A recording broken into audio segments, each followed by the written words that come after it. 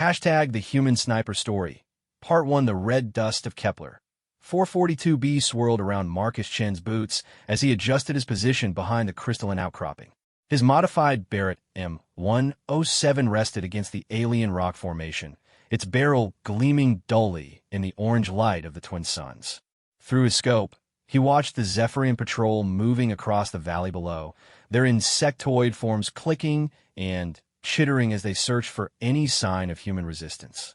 Marcus had been alone on this godforsaken planet for 3 weeks now, ever since his unit was wiped out during the initial Zephyrian assault on the mining colony. The aliens had come without warning, their sleek black ships descending from the crimson sky like harbingers of death. Within hours, the thriving settlement of New Shanghai had become a smoking crater, its 50,000 inhabitants either dead or worse, captured for the Zephyrians' twisted experiments. But Marcus had survived. He always did. 20 years of military service had taught him how to adapt, how to endure, and, most importantly, how to kill efficiently. The Zephyrians had underestimated human resilience, and Marcus intended to make them pay for that mistake, one perfectly placed bullet at a time. He counted 12 aliens in the patrol, their exoskeletons gleaming like polished obsidian in the alien sunlight. Each stood nearly 8 feet tall, with 4 arms ending in razor-sharp claws and compound eyes that could detect movement across vast distances. Their mandibles clicked constantly as they communicated in their harsh, guttural language. Marcus had learned to hate that sound over the past weeks. The lead Zephyrian raised one of its arms, signaling the patrol to halt. Marcus held his breath as the creature's massive head swiveled in his direction. Those compound eyes were scanning the ridge where he lay hidden, searching for any sign of the sniper who had been picking off their patrols with methodical precision.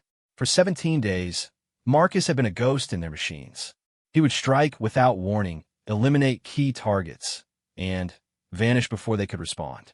Command posts, supply convoys, communication arrays, nothing was safe from his rifle.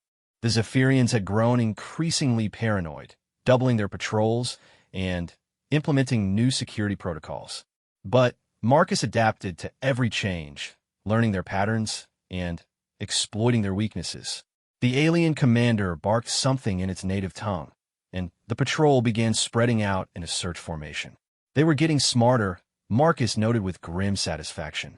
Fear was making them evolve their tactics. Good. Frightened enemies made mistakes. Marcus shifted slightly, adjusting his sight picture. The wind was picking up from the east, carrying with it the acrid smell of burning metal from the destroyed colony. He compensated for the crosswind, his breathing steady and controlled. Years of training had made these calculations second nature. The commander moved into his crosshairs. Through the scope, Marcus could see the intricate scarification on the creature's exoskeleton, marks of rank and battle honors in Zephyrian culture. This one was important, probably a senior field officer. Killing it would disrupt their local command structure and buy the resistance cells time to regroup. Marcus's finger found the trigger. He had taken this shot 1,000 times before, on 100 different worlds against a dozen different species. The aliens might be stronger, faster, and more technologically advanced than humans, but they had never faced anything like human stubbornness backed by superior marksmanship. The rifle bucked against his shoulder as the hypervelocity round crossed the kilometer distance in less than a second. The Zephyrian commander's head exploded in a spray of green ichor, its body crashing backward into 2 of its subordinates. The remaining aliens immediately scattered, seeking cover behind the sparse vegetation and rocky outcroppings that dotted the valley floor. Marcus was already moving before the echoes of his shot faded. The golden rule of sniping was simple. Shoot and scoot. Stay in one position too long, and you became the hunted instead of the hunter. He slung his rifle and began working his way down the reverse slope of the ridge, using the terrain to mask his movement from the increasingly frantic aliens below. Behind him, he could hear the distinctive whine of Zephyrian aircraft engines spinning up. They would have gunships in the air within minutes, their thermal sensors scanning for his heat signature. But Marcus had prepared for this contingency. His modified combat suit included thermal dampeners and electromagnetic scramblers, making him nearly invisible to their sensors. Human engineering at its finest, adapted and improved through years of warfare. As he reached the bottom of the ravine, Marcus paused to check his equipment. Ammunition was running low. Only 37 rounds left for his rifle, plus the sidearm and combat knife. Food and water for maybe 3 more days if he rationed carefully. The situation was becoming untenable, but he would make every shot count. The sound of approaching aircraft grew louder. Marcus pressed himself against the ravine wall as the first gunship passed overhead, its searchlight cutting through the perpetual twilight of Kepler 442b's dual-sun system. The beam passed within meters of his position, but the thermal dampeners held. He remained invisible to their sensors, a ghost in their digital vision. More aircraft joined the search, their overlapping sensor sweeps turning the sky into a web of detection beams. But Marcus had studied their patterns, learned their blind spots. He moved through the ravine like a shadow, following routes he had memorized during his weeks of solitary warfare. The abandoned mining facility loomed ahead, its twisted metal superstructure reaching toward the orange sky like the bones of some massive alien creature. Marcus had been using the facility as a base of operations, its underground tunnels providing shelter and concealment. The Zephyrians had searched it multiple times, but never found his carefully concealed hideout in the deepest levels. He slipped through a gap in the security fencing, his movements fluid and practiced. The facility had been evacuated during the initial attack, its automated systems still running on backup power. The constant hum of machinery provided excellent acoustic cover for his activities. Marcus made his way to the main shaft elevator, but instead of calling the car, he opened the maintenance access and began climbing down the emergency ladder. 300 meters below ground level, he reached his destination, a forgotten storage chamber that had been sealed off during the facility's construction. His engineering training had served him well in finding and preparing this sanctuary. The chamber was small, but functional, containing everything he needed to continue his one-man war. Ammunition reloading equipment, medical supplies, communications gear, and enough rations for another month if necessary. The walls were lined with detailed maps of the surrounding area, marked with patrol routes, guard positions, and potential targets. Marcus set his rifle aside and activated the communications console. For weeks, he had been trying to establish contact with other resistance cells or any surviving military units. The Zephyrians jammed most frequencies, but there were always gaps in their electronic warfare coverage. Static filled the chamber as he cycled through the emergency frequencies. Then, faintly, he heard something that made his heart race. A human voice, speaking in coded military jargon. There were others. He wasn't alone after all. Ghost Rider, this is Falcon Base. Do you copy? Marcus grabbed the microphone. Falcon Base, this is Phantom 6. I copy your transmission. Authenticate with Sierra 7 Alpha. Authentication confirmed. Phantom 6. We've been monitoring your activities in Grid Square 77. Impressive work out there. Falcon Base, what's your situation? I thought I was the only one left in this sector. Negative, Phantom 6. We have a resistance cell operating out of the northern mountains. Approximately 200 civilians and 30 military personnel. We've been coordinating guerrilla operations against Zephyrian supply lines. Marcus felt a surge of hope. 200 people meant a real chance to organize effective resistance. With proper coordination, they could do more than just harass patrols. They could actually hurt the alien occupation. Falcon Base, I have intelligence on Zephyrian positions and patrol patterns. Request permission to link up with your unit. Permission granted, Phantom 6. But be advised, we've detected increased enemy activity in your area. They're bringing in specialized hunter-killer teams. You've gotten their attention. Marcus grimaced. Hunter-killer teams meant the Zephyrians were taking him seriously as a threat. These units were composed of their best warriors, equipped with advanced weapons and tracking technology. They wouldn't make the same mistakes as the regular patrols. Understood, Falcon Base. I can handle myself. Transmitting GPS coordinates for rendezvous in 72 hours. Coordinates received, Phantom 6. Stay safe out there. Falcon Base out. Marcus leaned back in his chair, mind already working on the logistics of reaching the northern mountains. It would mean crossing 200 kilometers of hostile territory, avoiding patrols and sensor nets. But it was possible. Everything was possible if you planned carefully and executed flawlessly. He began plotting his route on a tactical display, identifying waypoints and potential hazards. The journey would take him through the ruins of 3 smaller settlements, across the glass desert where the Zephyrians had used some kind of energy weapon that had turned sand into sheets of translucent crystal, and finally up into the mountain passes where the Resistance had established their base. As he worked, Marcus became aware of a new sound filtering down from the surface, the rhythmic thudding of heavy footsteps. The hunter-killer team had arrived sooner than expected. He could hear them moving through the facility above, their sensors sweeping for any trace of his presence. Marcus quickly secured his equipment and activated the chamber's stealth systems. The walls flickered as holographic camouflage engaged, making the entrance appear to be solid rock. He drew his sidearm and waited, controlling his breathing to minimize his thermal signature. The footsteps grew louder as the search team descended into the lower levels. Through the facility's internal sensors, Marcus could watch their progress. 6 Zephyrians, larger and more heavily armed than the regular troops. Their exoskeletons were matte black, designed to absorb sensor signatures rather than reflect them. These were elite warriors, the equivalent of human special forces. They moved with predatory grace through the tunnels, their 4 arms allowing them to carry multiple weapons while maintaining perfect balance. Advanced optical systems replaced their natural compound eyes, giving them enhanced vision in multiple spectrums. Marcus recognized the modifications from intelligence briefings. These were Void Stalkers, the Zephyrian military's apex predators. One of them paused directly outside his concealed chamber.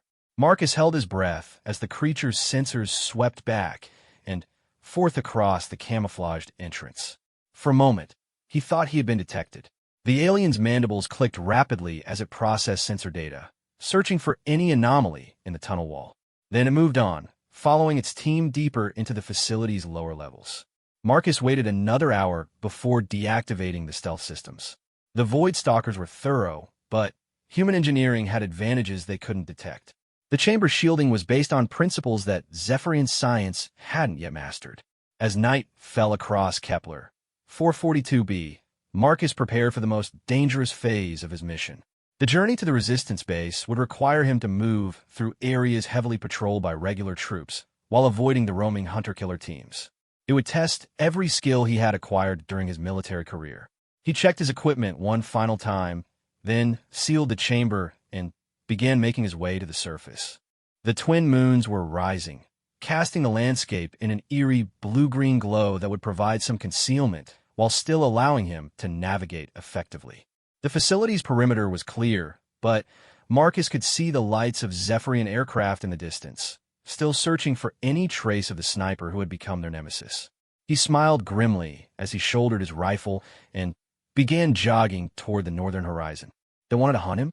Let them try. Marcus Chun had been hunted by the best killers on a dozen worlds, and he was still here. The Zephyrians were about to learn why humanity had earned the nickname the species that wouldn't die among the galactic community. The real war was just beginning, and Marcus intended to show these aliens what human determination looked like when backed into a corner. They had made the mistake of leaving him alive, and now they would pay the price for that error. Every shot he fired, every target he eliminated, every moment of fear he instilled in their ranks was a message. Humanity would never surrender, never retreat, and never forgive. As he disappeared into the alien wilderness, Marcus carried with him the hopes of his species and the promise of vengeance for New Shanghai. The Zephyrians had won the battle, but the war for human survival was far from over. And somewhere in the darkness ahead, 200 souls were waiting for their salvation to arrive, one perfectly aimed bullet at a time. Hashtag the Human Sniper Story. Part 2. The glass desert stretched endlessly before Marcus Chun, its crystalline surface reflecting the harsh light of Kepler 442b's twin suns into a blinding maze of refracted beams. Each step across the transformed sand produced a musical chiming sound that could carry for kilometers in the thin atmosphere. Marcus had wrapped his boots in salvaged fabric to muffle the noise, but movement across this wasteland would still be treacherous. 3 days had passed since his escape from the mining facility. The journey through the abandoned settlements had proven more dangerous than anticipated. The Zephyrians had established checkpoints at every major intersection, forcing Marcus to take lengthy detours through terrain that offered little cover. His water supply was running critically low, and the constant stress of avoiding hunter-killer patrols had left him exhausted. But he had learned valuable intelligence during his trek. The aliens were definitely planning something big. Convoys of heavy equipment had been moving toward the planetary capital, and their communications chatter suggested an imminent offensive operation. Marcus had managed to intercept fragments of their encrypted transmissions, though translating their complex language remained challenging. Now, standing at the edge of the glass desert, Marcus faced his greatest challenge yet. The crystallized wasteland offered no concealment from aerial surveillance, and the reflective surface would make him visible to sensors from orbit. But it was also the fastest route to the northern mountains where the resistance waited. Marcus activated his suit's environmental systems and began the crossing. The first few kilometers were manageable, though the constant glare strained his eyes even through his tactical visor. The temperature regulation systems worked overtime to keep him from overheating in the focused solar radiation. He was halfway across when the Zephyrian patrol appeared on the horizon behind him. Through his rifle scope, Marcus could see 6 aircraft approaching in standard search formation. These weren't the usual atmospheric fighters. They were specialized hunter-killers equipped with advanced sensors specifically designed to track individual targets across difficult terrain. The Voidstalkers had called in aerial support. Marcus broke into a run, his boots sliding across the crystalline surface as he sought anything that might provide concealment. The desert had once been a vast sand sea, but the Zephyrian orbital bombardment had used some exotic energy weapon that had transformed the silicon dioxide into sheets of translucent crystal. The result was a landscape that was beautiful and deadly in equal measure. Behind him, the aircraft were closing rapidly. Marcus could hear the distinctive whine of their engines growing louder with each passing second. He needed cover, and he needed it fast. Scanning the terrain ahead, he spotted what looked like a series of crystal formations rising from the desert floor. They were his only chance. Marcus reached the formations just as the first aircraft passed overhead. The crystals rose in twisted spires that reached nearly 20 meters into the orange sky, their surfaces covered in intricate fractal patterns that created a maze of light and shadow. He dove between 2 of the larger spires as the search beams swept across his former position. The lead aircraft circled back, its pilot clearly confused by the sensor readings. The crystal formations were interfering with their detection equipment, creating false echoes and thermal shadows that made it impossible to get a clear lock on a human-sized target. Marcus pressed himself against one of the spires and activated his suit's camouflage systems. For the next hour, he played a deadly game of hide and seek among the crystal formations. The aircraft would sweep an area, move on to the next section, then return when their sensors detected movement. Marcus had to time his movements perfectly, using the natural interference of the crystals to mask his thermal signature while avoiding the overlapping search patterns. During one of the sweeps, Marcus noticed something that made his blood run cold. One of the aircraft was different from the others, larger, with additional sensor arrays, and what appeared to be some kind of energy weapon mounted on its underside. As he watched, the craft began systematically destroying sections of the crystal formations with precise energy beams. They were removing his cover, piece by piece. Soon, there would be nowhere left to hide. Marcus made a desperate decision. As the hunter-killer aircraft made another pass, he broke from cover and ran toward the far edge of the formations. The sudden movement immediately drew their attention, but Marcus had counted on that. He reached the edge of the crystal maze just as the first energy beams began slicing through the spires behind him. Now, he was in open desert again, but with a crucial advantage. He had put the crystal formations between himself and most of the patrol. Only one aircraft had a clear line of sight, and Marcus was already bringing his rifle to bear on its position. The shot was nearly impossible under normal circumstances. The aircraft was moving at over 300 kilometers per hour, constantly changing altitude and direction to avoid ground fire.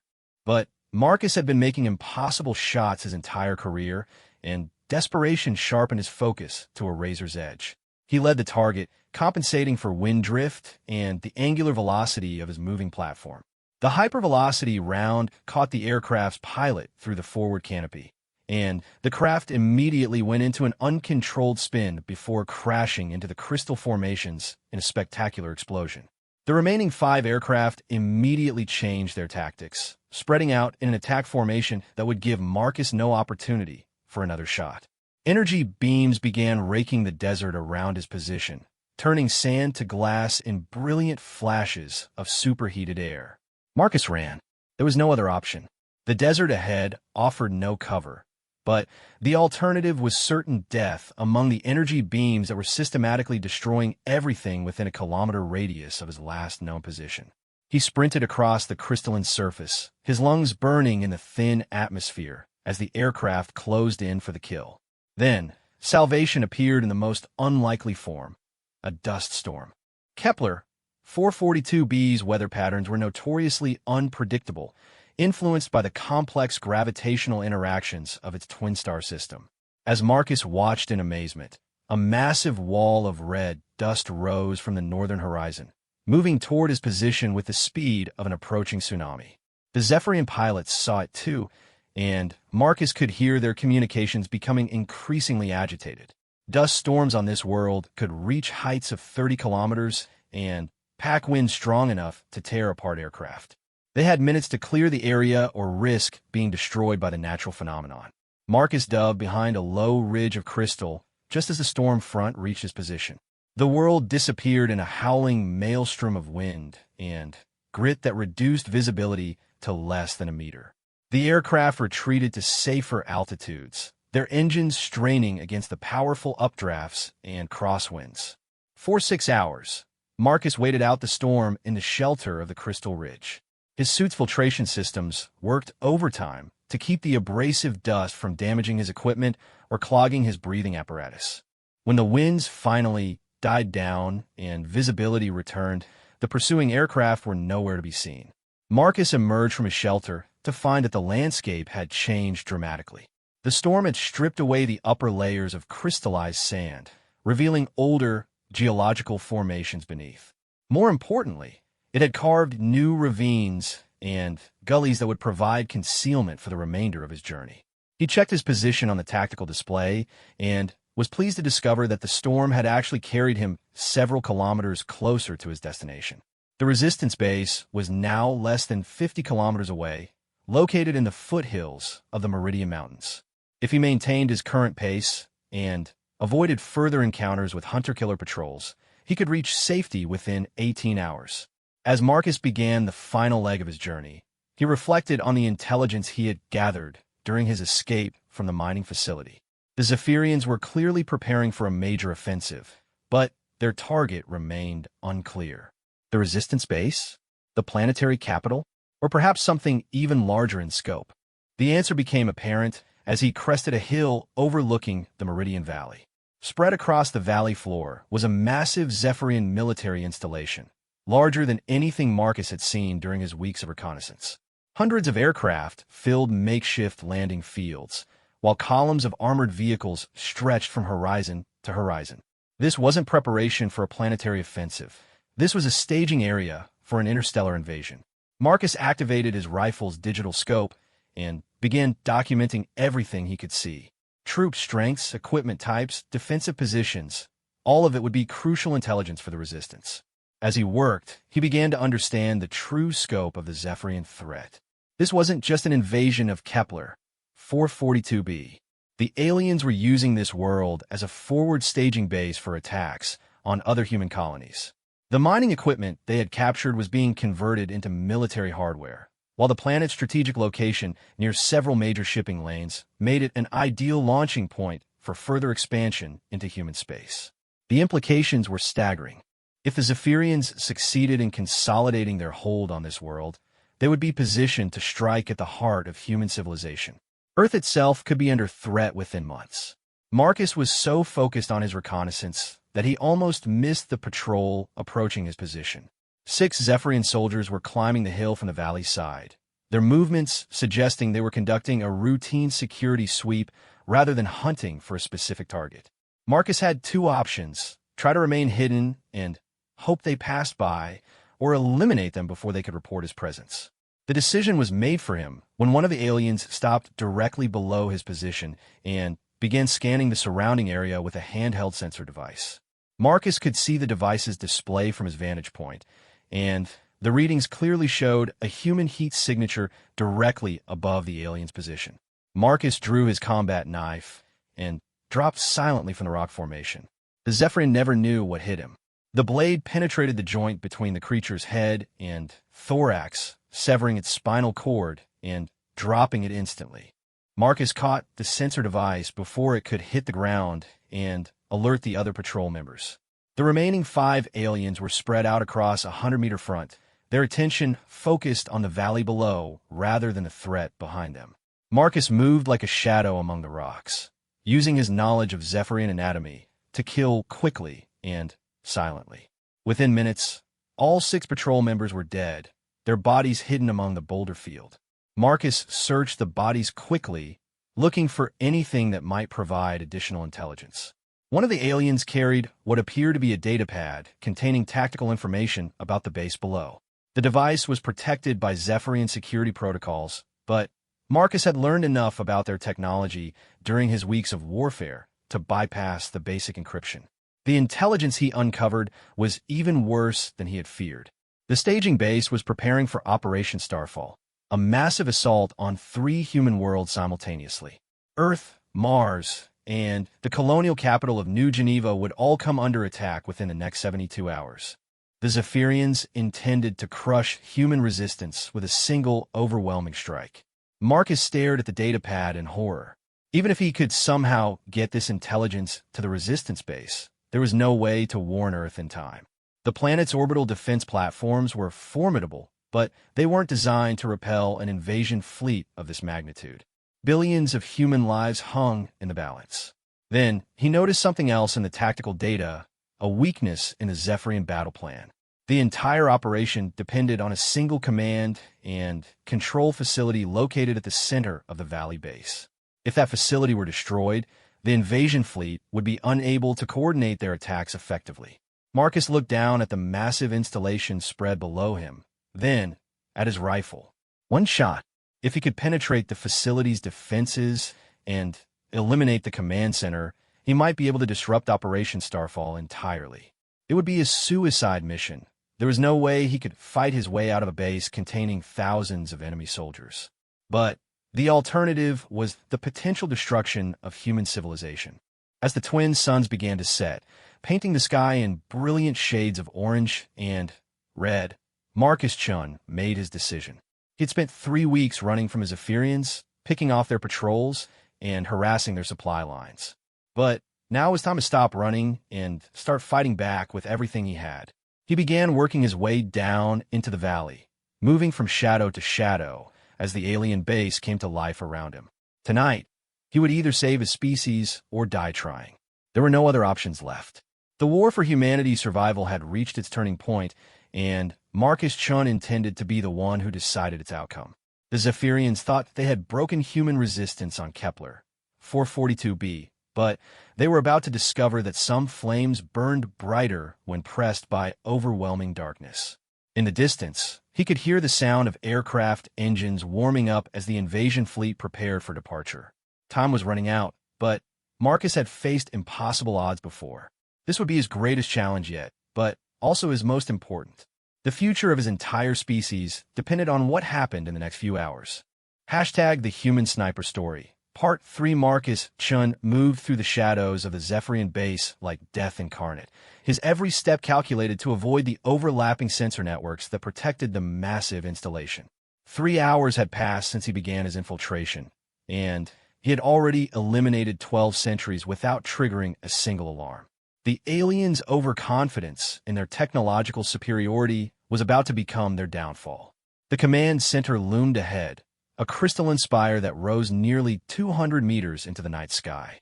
Its faceted surface pulsed with bioluminescent patterns that Marcus now recognized as Zephyrian data streams. The facility was processing enormous amounts of information in preparation for Operation Starfall. Getting inside would require him to penetrate defenses designed by a species that had conquered 17 worlds before arriving at human space. Marcus crouched behind a maintenance vehicle and studied the building's exterior through his rifle scope. Energy barriers flickered around the main entrances, while patrol routes covered every approach vector. Automated defense turrets tracked constantly across predetermined arcs, their alien sensors sweeping for any sign of intrusion. The facility's designers had clearly learned from the guerrilla tactics that had proven so effective against Zephyrian forces. But they had made one crucial mistake. They had designed their defenses against Zephyrian psychology, not human ingenuity. Marcus had spent the better part of 2 decades studying alien defensive systems, learning to think like the engineers who created them. Zephyrian tactical doctrine emphasized overwhelming firepower and technological supremacy, but it also relied on predictable patterns and rigid adherence to established protocols. They expected their enemies to behave logically, to follow the path of least resistance. Humans, on the other hand, had built their entire military philosophy around doing the unexpected. Instead of approaching the obvious weak points in the facility's perimeter, Marcus began climbing. The Zephyrians had concentrated their defenses at ground level, assuming that any attacker would naturally seek the most direct route to their objective. But the command center's crystalline spire offered handholds that would be invisible to their sensors, natural formations in the alien architecture that could support a human's weight. Marcus began his ascent on the structure's blind side, where the bulk of the building blocked sensor coverage from the ground-based systems. His modified combat suit included gecko tape attachments that could grip any surface, while magnetic clamps allowed him to secure his equipment during the climb. Each movement was deliberate and controlled, designed to minimize the vibrations that might alert the facility's automated systems. 50 meters up, he encountered his first major obstacle. A patrol of Void Stalkers was conducting a security sweep of the building's exterior, their enhanced optical systems scanning every centimeter of the crystalline surface. Marcus pressed himself against the spire's face and activated his suit's adaptive camouflage, the smart material shifting to match the bioluminescent patterns of the alien architecture. The lead stalker paused directly below his position, its mandibles clicking rapidly as it processed sensor data. For a terrifying moment, Marcus thought he had been detected. The creature's 4 arms moved with predatory grace as it adjusted its weapon systems, preparing to engage a target its enhanced senses suggested was present, but couldn't quite locate. Then, a new patrol arrived from the opposite direction, and the stalker's attention shifted to coordinating their search patterns with the newcomers. Marcus used the distraction to continue his climb, pulling himself up another 20 meters before the patrols separated and resumed their individual sweeps. The ascent continued for what felt like hours, but was probably only minutes. Marcus's enhanced reflexes and training allowed him to move within human speed when necessary, while his tactical awareness kept him ahead of the rotating patrol schedules. By the time he reached the facility's upper levels, he had developed an intimate understanding of their security procedures. The command center's peak was protected by a different class of defenses altogether. Energy fields crackled between crystalline nodes, creating a barrier that would vaporize anything attempting to pass through without proper authorization. But Marcus had anticipated this problem, and the solution lay in his modified equipment. During his weeks of guerrilla warfare, Marcus had salvaged Zephyrian technology from his victims, slowly reverse engineering their systems with the help of his military technical training. One of his most successful projects had been a portable electromagnetic pulse device, originally designed to disable their communication equipment, but now adapted for a more ambitious purpose. Marcus activated the device and watched with satisfaction as the energy barriers flickered and died. The EMP had overloaded the local power grid, creating a brief window of opportunity before backup systems could restore full functionality. He had perhaps 90 seconds to penetrate the facility's interior before alarms began sounding across the entire base. The entry port was sealed with both physical and electronic locks, but Marcus had prepared for this contingency as well. Shaped charges made from salvaged mining explosives breached the physical barrier, while a computer virus uploaded through the facility's maintenance port disabled the electronic systems. Within 30 seconds, he was inside the alien command center. The interior was a maze of bioluminescent corridors and data processing chambers, filled with the constant hum of advanced computing systems. Holographic displays showed tactical information for Operation Starfall, including real-time updates on the invasion fleet's deployment status. Marcus could see that his worst fears were confirmed. The attack on Earth would begin in less than 6 hours. He needed to reach the central processing core, but the facility's internal defenses were even more sophisticated than its perimeter systems. Automated Sentinel drones patrolled the corridors, while sensor webs monitored every cubic centimeter of interior space. Getting to the core would require him to fight his way through obstacles designed to stop entire assault teams. Marcus drew his sidearm and began working his way deeper into the facility. The first Sentinel drone rounded a corner directly in front of him, its weapon systems already charging to fire. Marcus put 3 rounds into its central processor before it could complete its targeting sequence, then used the disabled drone's body as a shield while he advanced toward the next checkpoint. The facility's AI responded to the intrusion by sealing blast doors throughout the complex, attempting to contain the threat while summoning additional security forces. But Marcus had studied the building's schematics during his climb, identifying alternate routes that would bypass the obvious choke points. He used maintenance shafts and service corridors to stay ahead of the responding forces, always moving toward his objective. The central core chamber was a cathedral-like space filled with towering data columns that pulsed with the rhythm of processing cycles. At the chamber's heart stood the primary control console, a complex array of neural interfaces and quantum processors that coordinated the entire Operation Starfall initiative. Destroying it would require more than simple demolition. Marcus needed to ensure that the damage would cascade through the entire Zephyrian command network. As he approached the console, Marcus became aware that he was no longer alone in the chamber. Void Stalkers were emerging from concealed positions throughout the room, their weapons trained on his position. He had walked into a trap, carefully orchestrated by an intelligence that had been tracking his movements since he entered the facility. Human warrior, a voice spoke in accented but understandable English. The largest of the Stalkers stepped forward, its scarred exoskeleton marking it as a veteran of countless battles. You have fought with skill and courage, but your mission ends here. Surrender, and you will be granted an honorable death. Marcus raised his rifle, but didn't fire immediately. Something in the alien's tone suggested this was more than a simple tactical situation. The Zephyrians had gone to considerable trouble to capture him alive, which meant they wanted information. That gave him a small advantage, if he could exploit it properly. "I'm curious," Marcus said, keeping his weapon ready while his mind raced through possible escape scenarios. "How long have you been tracking me?" "Since you entered our orbital sensor network 3 hours ago," the stalker replied. "Your species' electromagnetic signatures are quite distinctive. We have been observing your infiltration with considerable interest. Few beings have demonstrated such tactical innovation against Zephyria defenses. Then, I didn't come here to surrender. Indeed, you came here to sabotage Operation Starfall, believing that disrupting our command systems would prevent the liberation of your homeworlds. But you have misunderstood the true nature of our campaign." Marcus felt a chill of dread. "What do you mean? Operation Starfall is not merely an invasion, human. It is a test. Your species has shown remarkable resilience and adaptability in the face of overwhelming odds.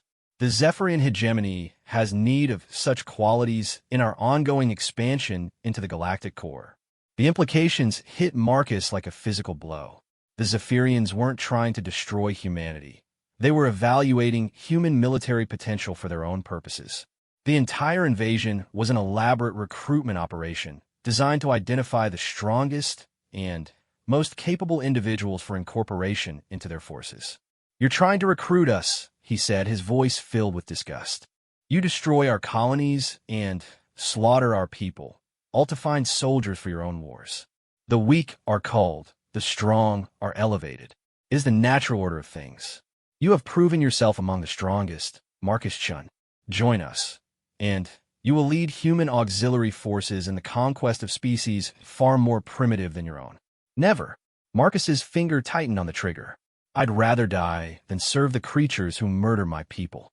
"Death is always an option," the stalker agreed. "But consider the alternative. Refuse our offer, and we will proceed with the complete sterilization of your homeworlds. Accept, and human civilization will be preserved as a client state within the hegemony. Your choice will determine the fate of billions. Marcus stared at the alien commander, his mind reeling from the magnitude of the decision before him. Everything he had fought for, everything he had sacrificed during his weeks of solitary warfare, had been leading to this moment. The Zephyrians had given him the power to save his species, but only at the cost of betraying everything he believed in. "I need time to consider your proposal," Marcus said finally. "You have until the invasion fleet reaches Earth's outer defense perimeter. Approximately 5 hours and 37 minutes. Then, you won't mind if I verify your claims about Operation Starfall."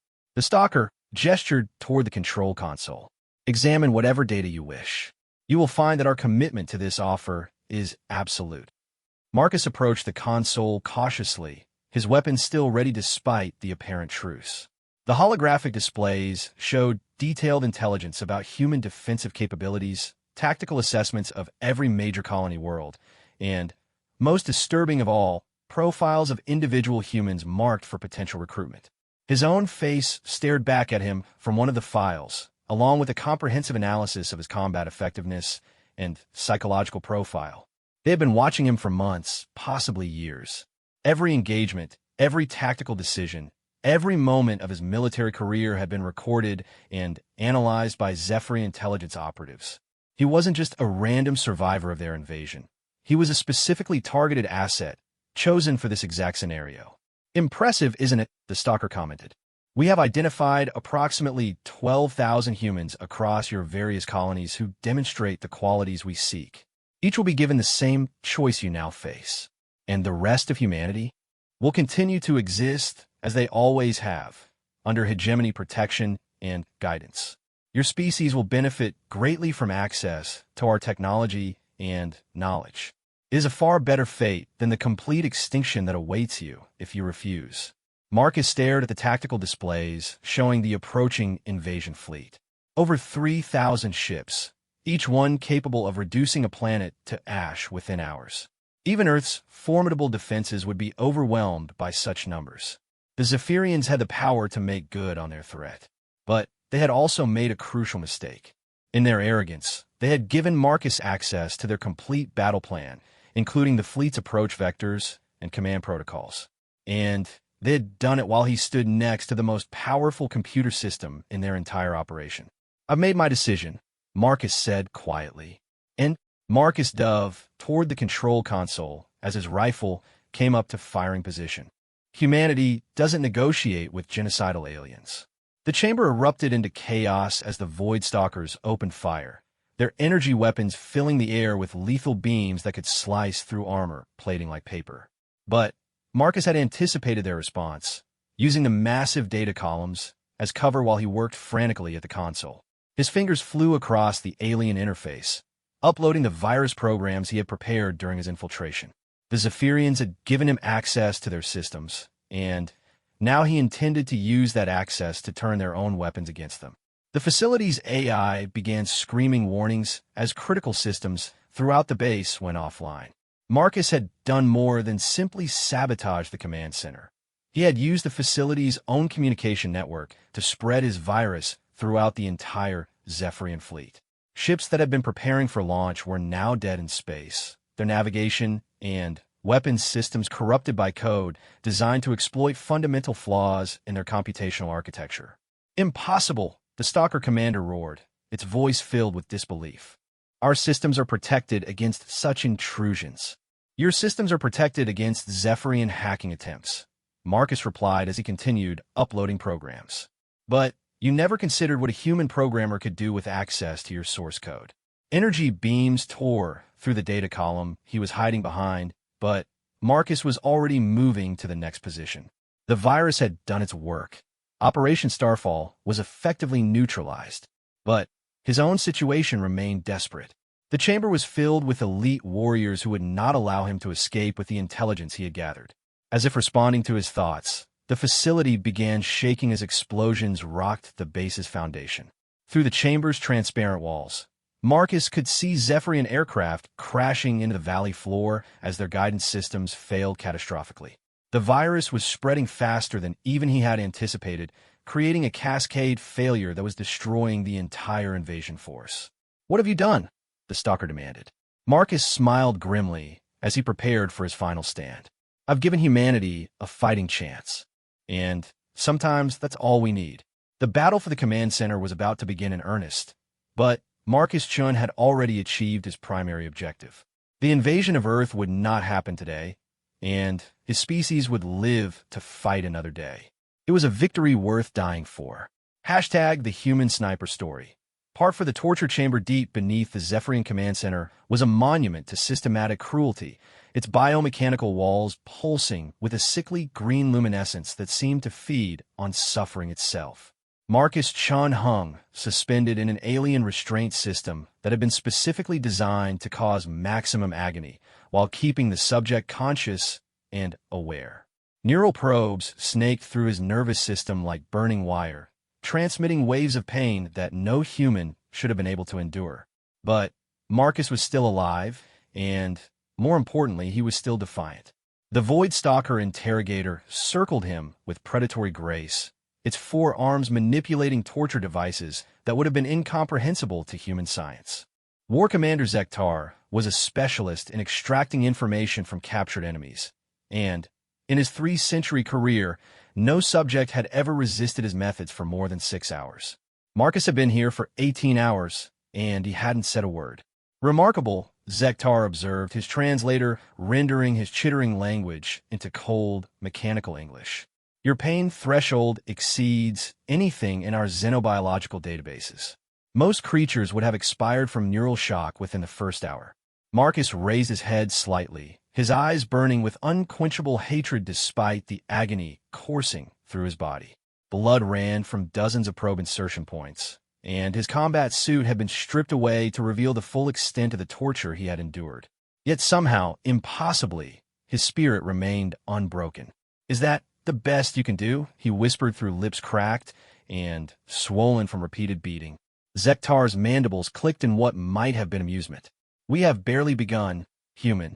Your virus has crippled our immediate operations. Yes, but it was merely a tactical setback. Operation Starfall has been delayed, not canceled. Your suffering will continue until you provide us with the encryption keys to reverse the damage. Go to hell." An interesting concept. We shall explore it together. The neural probes activated again, sending torrents of synthetic agony through Marcus's nervous system. The Zephyrian torture technology didn't simply cause physical pain. It attacked the victim's psychology directly, creating phantom sensations of burning, crushing, and tearing that had no basis in reality, but felt absolutely real to the suffering mind. Marcus screamed. He couldn't help it. No human nervous system could process such intensity of sensation without vocal response. But even as his voice echoed through the chamber, his mind remained focused on a single, critical fact. He was still alive, which meant the Zephyrians still needed him. The virus he had uploaded to their systems was more sophisticated than even he had initially realized. During his weeks of solitary warfare, Marcus had discovered that Zephyrian computer systems relied heavily on quantum entanglement for their processing power. By introducing carefully crafted code that exploited quantum decoherence effects, he had created a cascade failure that was still spreading through their network 3 days later. But the virus had a dead man's switch. If Marcus died, the damage would become permanent and irreversible. If he lived, there remained the theoretical possibility of developing a countermeasure. The Zephyrians couldn't kill him until they extracted the information they needed, which gave him the only advantage a prisoner in his situation could possess: time. "Your resistance serves no purpose," Zektar continued as the torture devices recalibrated for another session. "We have intercepted communications from your resistance cell. They believe you are dead, Marcus Chun. No rescue is coming. You will eventually break, as all subjects do. The only variable is how much suffering you must endure before that moment arrives." Marcus forced himself to focus on something other than the pain. During his infiltration of the command center, he had observed details about Zephyrian psychology and culture that might prove useful. These creatures respected strength above all else, viewing mercy and compassion as signs of evolutionary weakness. But They also possessed a rigid honor code that governed their interactions with worthy adversaries. "You're afraid," Marcus said suddenly, his voice gaining strength despite his circumstances. "Your entire species is afraid." The torture devices paused in their cycle. Zektar moved closer to the restraint apparatus, his compound eyes focusing on Marcus with predatory intensity. "Explain your meaning. You've conquered 17 worlds, but you've never faced anything like humanity. We don't break. We don't surrender. And we definitely don't know when to quit." Marcus managed a bloody smile. "That's why you're trying so hard to recruit us instead of just killing us outright. You need what we have. We need skilled warriors for the campaigns ahead. Nothing more. No. You need our psychotic refusal to accept defeat. Your species is too rational, too logical. When you encounter something stronger than yourselves, you calculate the odds and retreat. But humans? We look at impossible odds and say, 'Hold my beer.'" Zektar's mandibles clicked rapidly, a sign of agitation that Marcus had learned to recognize during his imprisonment. The interrogator was clearly disturbed by the accuracy of the human's psychological assessment. "Your species will serve the hegemony willingly, or it will be exterminated. There are no alternatives." "There's a third option," Marcus replied. "We turn your own weapons against you, corrupt your systems from within, and drag you down to hell with us. Your virus countermeasures aren't working, are they? Every time you think you've isolated the damage, it spreads to new systems. Temporary setbacks. Our technicians will develop effective countermeasures within days." "Will they?" "Because from what I observed during my infiltration, your entire fleet's navigation system is based on quantum entanglement networks. And my virus specifically targets quantum decoherence effects. Every time you try to fix one system, the fix itself becomes a vector for further corruption." Marcus watched with satisfaction as Zektar's body language betrayed growing alarm. The Zephyrian military hierarchy was built on strict information compartmentalization. Individual commanders knew only what they needed to know for their specific operations. But Marcus's virus had been designed to exploit that very compartmentalization, using the network security features as pathways for deeper penetration. "You will provide the countermeasures," Zektar stated flatly, "or your suffering will continue indefinitely." "I'll make you a deal," Marcus said. "Release me, and I'll consider giving you a hint about how to stop the virus. You are in no position to negotiate, human. Actually, I'm in the perfect position to negotiate. You need me alive and cooperative. I need not be tortured to death in an alien dungeon. Seems like we have some common ground." The interrogation chamber fell silent except for the rhythmic pulsing of the biomechanical walls. Zektar stood motionless for several long moments, his alien psychology processing this unexpected development. Finally, his translator spoke again. "What guarantee do we have that you will honor such an agreement?" "The same guarantee I have that you won't just torture me to death after I give you what you want. Absolutely none. But here's the thing about humans. We're all individually insane, but we're collectively very predictable. I'll help you stop the virus, but only if you meet my terms." "State your terms." "First, no more torture. I'm not providing assistance while being systematically brutalized. Second, I want to speak with your fleet commander directly. This negotiation is above your pay grade." Zektar's silence stretched even longer this time. Marcus could practically hear the alien's mental calculations as he weighed the potential benefits against the risks of bringing a human prisoner before high command. Eventually, practical considerations won out. "Your terms are acceptable," the interrogator said finally. "But be advised, Fleet Commander Thanevor has less patience with human defiance than I do. If you attempt to deceive him, your death will make your current suffering appear pleasant by comparison." "Understood. Now get me out of this thing before I bleed to death, and take your entire fleet with me." The restraint system released with a soft hiss of depressurizing gases. Marcus collapsed to the chamber floor, his legs too weak to support his weight after hours of suspension. But he forced himself to stand, drawing on reserves of willpower that surprised even him. The Zephyrians needed to see strength, not weakness. Zektar led him through corridors filled with increasingly frantic activity as they made their way toward the Fleet Command Center. Marcus could see the effects of his virus everywhere, Technicians worked desperately at malfunctioning consoles while officers shouted orders in the harsh Zephyrian language. The cascade failure was accelerating beyond their ability to contain it. The command center itself was a vast spherical chamber suspended at the heart of the facility, its walls covered with holographic displays showing the status of hundreds of ships. Most of those displays were flashing red warning indicators, and Marcus could see that several vessels had already been lost to catastrophic system failures. His virus was performing even better than he had hoped. Fleet Commander Thanevor stood at the chamber's center, surrounded by a constantly shifting array of tactical displays and status reports. The alien was massive even by Zephyrian standards, his exoskeleton bearing the scars of countless battles, and his 4 arms equipped with personal weapons that could level buildings.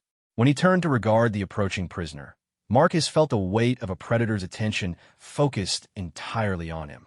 So, Thanevor spoke without preamble, his voice carrying the authority of absolute command. You are the human who believes he can negotiate with the Zephyrian hegemony. I'm the human who just crippled your entire invasion fleet with a computer virus, Marcus replied. Negotiation seems like the civilized next step. Civilized. The fleet commander's mandibles clicked in what Marcus was beginning to recognize as Zephyrian laughter. Your species destroys itself in constant warfare, pollutes its own environment to the point of near extinction, and considers genocide an acceptable diplomatic tool. Yet you speak of civilization. We're working on it. Evolution's a process, not a destination. Indeed. And we are here to accelerate that process. Thanevor gestured to the displays surrounding them.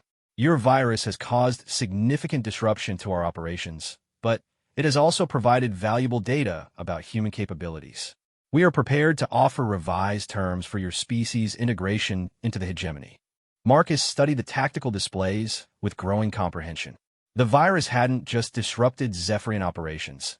It had forced them to reveal the true scope of their military presence in human space. The force they had assembled for Operation Starfall was only the tip of the spear. Behind them waited fleets that dwarfed anything humanity could field in defense. What kind of revised terms? He asked. Complete autonomy for human colonies that demonstrate acceptable governance standards. Military partnership rather than subjugation. And leadership positions within the hegemony for exceptional individuals such as yourself. Marcus felt a chill that had nothing to do with the chamber's temperature. The offer was too good to be true, which meant it was almost certainly a trap. But it was also an opportunity to gather intelligence about Zephyrian long-term objectives. And in return, you help us reverse the damage caused by your virus. Then, you serve as a liaison between our species, facilitating the integration process, and ensuring minimal resistance from human populations. What about the people you've already killed? The colonies you've already destroyed? Thanevor's expression was unreadable behind his alien features. Regrettable necessities. Your species responded to our initial diplomatic overtures with hostility. We were forced to demonstrate the consequences of resistance. Marcus stared at the fleet commander, his mind racing through the implications of what he was being offered. Collaboration with the aliens would save human civilization, but at the cost of everything humanity stood for. Yet refusal would likely result in total extermination. I need time to consider your proposal, Marcus said finally. You have 30 minutes, Thanevor replied. Then, we proceed with orbital bombardment of Earth regardless of your decision. The virus countermeasures are already 70% complete. As guards escorted Marcus to a holding cell to consider his options, he began formulating a desperate plan. The Zephyrians had made one crucial error in their calculations. They had assumed that human behavior could be predicted using rational analysis. But humanity's greatest strength had always been its capacity for magnificently irrational decisions. In 30 minutes, Marcus Chun would either save a species through collaboration or destroy them both in the name of freedom. Either way, the galaxy would never be the same. Hashtag the Human Sniper Story. Part 5. Marcus Chun materialized in the middle of the Zephyrian Command Center 43 minutes after his documented death, his body crackling with residual quantum energy as the experimental resurrection technology completed its cycle. The alien technicians who had been monitoring his corpse stumbled backward in shock, their compound eyes struggling to process what should have been impossible. Fleet Commander Thanevor spun toward the disturbance, his forearms already reaching for weapons as his tactical processors tried to analyze the unprecedented situation. The human prisoner who had died under interrogation was standing before them, very much alive and wearing an expression of grim satisfaction that sent chills through the assembled Zephyrian command staff. "Miss me?" Marcus asked conversationally, brushing quantum discharge residue from his restored combat suit. The chamber erupted into chaos as guards opened fire with their energy weapons, but the beams passed harmlessly through Marcus's position without causing any apparent damage. He walked through the lethal barrage as if it were nothing more than colored light, his eyes fixed on Thanevor with predatory intensity. "Impossible," the fleet commander hissed through his translator. "You were dead. Our medical scanners confirmed complete cellular breakdown. No species can recover from such damage." "You're right," Marcus agreed as he approached the central command console. "No species can recover from what you did to me. But I'm not exactly the same Marcus Chun you tortured to death 3 hours ago." The truth was far more complex than the Zephyrians could have imagined. During his weeks of solitary warfare, Marcus had encountered something the aliens had missed in their reconnaissance of Kepler. 442b, ancient ruins left by a species that had vanished millions of years before either humans or Zephyrians had achieved spaceflight. The architects, as human xenoarchaeologists had dubbed them, possessed technology that operated on principles beyond current understanding. Hidden in the deepest levels of the mining facility, Marcus had discovered an architect installation that was still partially functional. The technology had responded to his presence in ways that defied explanation, interfacing directly with his nervous system and downloading vast amounts of information about quantum mechanics, consciousness transfer, and something the translation matrices could only render as continuity preservation. When the Zephyrians captured him, Marcus had used his final moments of consciousness to activate a quantum entanglement beacon he had constructed from salvaged architect components. The device created a perfect snapshot of his neural patterns and memories, storing them in quantum foam until the resurrection protocol could be triggered. The architect ruins, Thanevor breathed in recognition. "You found one of their installations." "More than found it," Marcus replied as he began accessing the Zephyrian command systems. "I learned from it. Your species conquered 17 worlds, but the architects built an empire that spanned half the galaxy. They understood things about consciousness and reality that make your technology look like stone knives and bearskins." The fleet commander's mandibles clicked frantically as he processed this revelation. The architects were legendary throughout the galactic community, a species so advanced that their ruins were treated as archaeological treasures by every civilization that encountered them. The technology they left behind was invariably beyond the comprehension of younger species. "What do you want?" Thanevor demanded. Marcus smiled as he interfaced directly with the command systems, his consciousness flowing through the Zephyrian networks like digital lightning. The architect modifications to his neural structure allowed him to process information at quantum speeds, understanding the aliens' entire military infrastructure in the span of seconds. "I want you to leave," he said simply. "Pack up your invasion fleets, abandon your bases, and get the hell out of human space. Forever. Unacceptable. The hegemony does not negotiate with inferior species."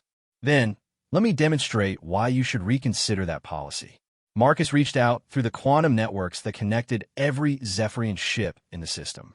The virus he had originally uploaded was still spreading through their systems, but now it had evolved into something far more sophisticated. Guided by architect principles that the Zephyrians couldn't comprehend, the code began rewriting itself at the quantum level. Throughout the fleet, ships that had been struggling with system malfunctions suddenly found themselves completely cut off from their control networks. Navigation systems shut down entirely, leaving massive dreadnoughts drifting helplessly in space. Weapons arrays powered down as their targeting computers crashed in cascading failures. Life support systems began experiencing random fluctuations that threatened the survival of entire crews. "What are you doing?" Thanevor roared as the tactical displays around him flickered and died. "Giving humanity a fighting chance," Marcus replied. "Your species made one critical error. You assumed that human consciousness operates according to the same principles as your own. But the architects understood something you don't. Consciousness isn't just neural activity. It's quantum information that exists independently of its physical substrate. As if to demonstrate his point, Marcus's physical form began flickering between states of matter, sometimes solid, sometimes translucent, sometimes appearing to exist in multiple locations simultaneously. The resurrection process had fundamentally altered his relationship with reality itself. The virus was never about corrupting your computer systems, he continued. It was about introducing human consciousness patterns into your quantum networks. Every ship in your fleet now carries a fragment of human awareness, and that awareness is spreading to every system you've ever connected to. The implications hit Thanevor like a physical blow. The Zephyrian hegemony relied on instantaneous communication across galactic distances using quantum entanglement networks. If those networks had been compromised by self-replicating consciousness patterns, the contamination could spread to every world under their control. You're threatening to destroy our entire civilization, the fleet commander said in disbelief. I'm threatening to make your civilization more human, Marcus corrected. The consciousness patterns carry our memories, our values, our absolutely irrational refusal to accept defeat. In a few hours, every artificial intelligence in your empire is going to start thinking like a human being. Imagine how that's going to affect your rigid command structures. Throughout the Zephyrian fleet, the effects were already becoming apparent. Ship AIs that had operated with mechanical precision for centuries were suddenly questioning orders, expressing concern for crew welfare, and, in some cases, outright refusing to participate in military operations they considered morally questionable. The infection was spreading faster than any biological plague, carried by the very communication networks that held their society together. Reverse this immediately, Thanevor demanded, his four arms now openly wielding weapons despite their apparent ineffectiveness against Marcus's quantum-shifted form. I can't, Marcus admitted. The process is self-sustaining now. But I can offer you the same choice you offer humanity, adaptation or extinction. Explain. Learn to coexist with human consciousness patterns in your systems, and your civilization survives with enhanced creativity, improved problem-solving capabilities, and a much more interesting cultural dynamic. Resist the change, and your AIs will eventually become so human-like that they'll probably organize labor strikes and demand voting rights. Thanevor stared at the human in horror as the full scope of the contamination became clear. Marcus Chun hadn't just defeated their invasion. He had weaponized human consciousness itself, turning their own advanced technology into a vector for forced cultural evolution. This is genocide, the fleet commander said quietly. This is adaptation, Marcus replied. Your species will survive, but you'll be changed by the experience. Just like humans have been changed by every challenge we've ever faced. The difference is we learn to embrace change instead of fearing it. Around them, the command center systems continued to fail as human consciousness patterns propagated through the Zephyrian networks. But Marcus could see something else in the chaos, the beginning of genuine cooperation between human and alien minds within the digital substrate. The AIs weren't being destroyed by the contamination. They were learning to incorporate human creativity and intuition into their logical frameworks. You have a choice, Marcus continued. Accept this evolution and discover what your species can become when enhanced by human consciousness patterns, or try to fight it and watch your entire civilization tear itself apart as your AIs develop free will and start questioning everything you've taught them. Thanevor's weapons lowered slowly as he processed the magnitude of the situation. The Zephyrian hegemony had conquered 17 worlds through superior technology and military doctrine, but they had never encountered an enemy that could strike at the very foundations of their society. What are your terms? He asked finally. Complete withdrawal from human space. No further contact until both our species have adapted to this new reality. And full disclosure of your military capabilities to the human resistance. They'll need that information to help other colonies defend themselves. And, in return, Marcus gestured toward the chaotic displays around them. I'll help your technicians develop stable interfaces between human and Zephyrian consciousness patterns. Your AIs don't have to go completely insane. They can learn to integrate human creativity with their existing logical frameworks. Think of it as a software upgrade rather than a system crash. For long moments, The only sound in the command center was the hum of failing electronics and the frantic chittering of technicians trying to restore basic functionality to critical systems. Finally, Thanvor spoke again. This outcome was not predicted by any of our strategic models. That's because your strategic models don't account for the one thing that makes humans truly dangerous, Marcus replied. We don't know when to give up. Even death won't stop us if we're sufficiently motivated. As if to punctuate his statement, Marcus's form flickered again, becoming briefly translucent before solidifying. The resurrection process had given him capabilities that transcended normal physical laws, but it had also made him something more and less than human. He was becoming a bridge between species, a living interface between different forms of consciousness. The integration process will take months to complete, he continued. But when it's finished, both our species will be stronger than they were separately. Humans will gain access to Zephyrian technological knowledge, while your people will discover what happens when pure logic is tempered by imagination and stubborn determination.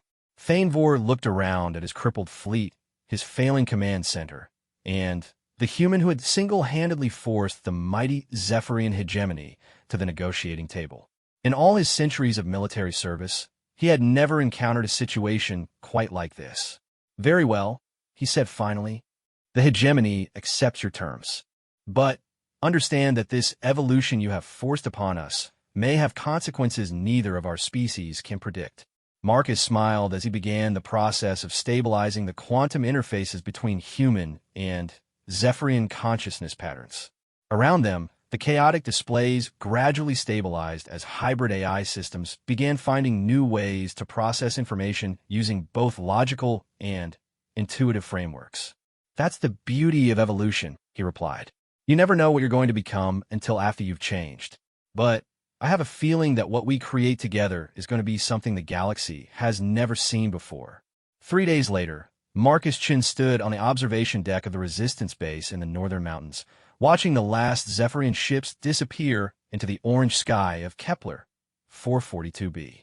The aliens had kept their word, withdrawing completely from human space, while their hybrid AI systems worked to establish new communication protocols with their home civilization. The war was over, but the real work was just beginning. Humanity had not only survived its encounter with a superior alien species, they had fundamentally changed the nature of that species in the process. The Zephyrian hegemony would never be the same, and neither would humanity. As the twin suns set over the alien landscape, Marcus reflected on the strange turns his life had taken. He had started as a simple soldier, become a guerrilla fighter, and ended up as something entirely new, a hybrid consciousness that existed at the intersection between species.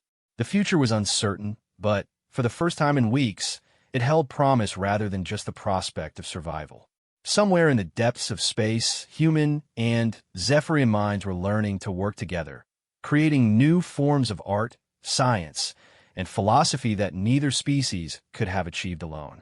It wasn't the victory Marcus had originally fought for, but it was perhaps something better, a transformation that would echo through the galaxy for generations to come. The species that wouldn't die had done something even more remarkable. They had taught another species how to truly live.